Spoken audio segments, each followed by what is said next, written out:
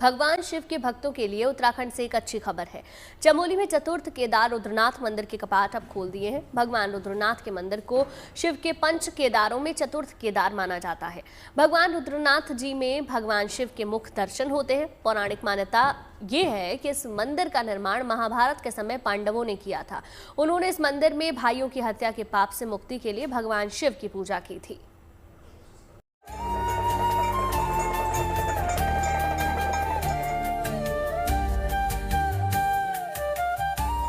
हिमालय की गोद में जोरदार शंखनाद,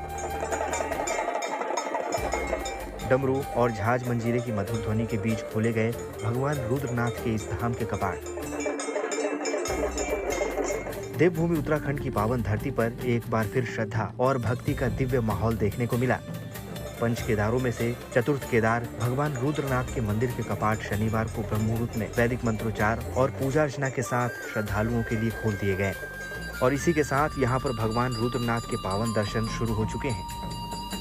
इस पर कपाट उद्घाटन की प्रक्रिया के अंतर्गत भगवान जी का पूरा जो समाधि होता है, समाधि को हटा के भगवान जी का स्नान करा के, भगवान जी का पूरा घी से, दूध से, दही से स्नान करा के, शर्करा से स्नान करवा के रुद्राभिषेक के द्वारा भगवान जी का अभिषेक किया जाता है।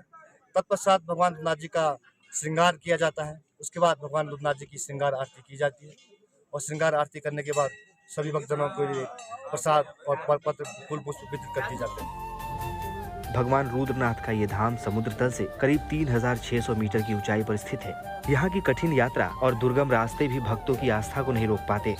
उत्तराखंड में केदारनाथ समेत भगवान शिव के 5 मंदिर हैं। इन 5 शिव मंदिरों के समूह को पंच केदार कहा जाता है।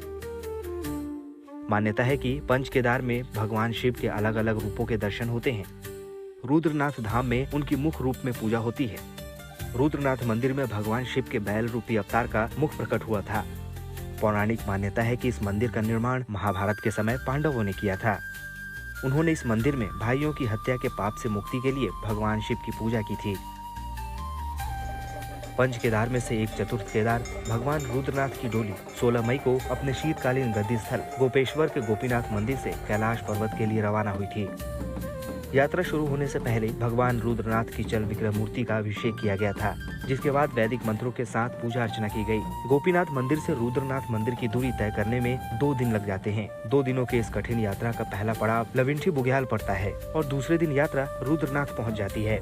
कपाट खुलने के बाद अब अगले 6 महीने तक आस्था का मेला यहीं लगेगा। यहीं पर भगवान की नियमित पूजा अर्चना की जाएगी। इस दौरान देश विदेश से आने वाले श्रद्धालु इस पवित्र स्थल के दर्शन कर सकेंगे और भगवान रुद्रनाथ का आशीर्वाद प्राप्त करेंगे। इसके बाद पंच केदार के द्वितीय केदार मध्यमेश्वर धाम के कपाट खोले जाने की तैयारी है। आज भगवान मध्यमेश्वर की चल विग्रह उत्सव डोली शीतकालीन गद्दी स्थल ओमकारेश्वर मंदिर से रवाना होगी और कल गोंडार पहुंचेगी। इसके बाद 21 मई को डोली के धाम पहुंचने पर भगवान मध्यमेश्वर के कपाट विधि विधान से खोले जाएंगे और सर्दियां शुरू होने तक यहीं उनकी पूजा अर्चना होगी। रुद्रनाथ धाम से कमल नयन सिलोड़ी के साथ bureau report, good news today.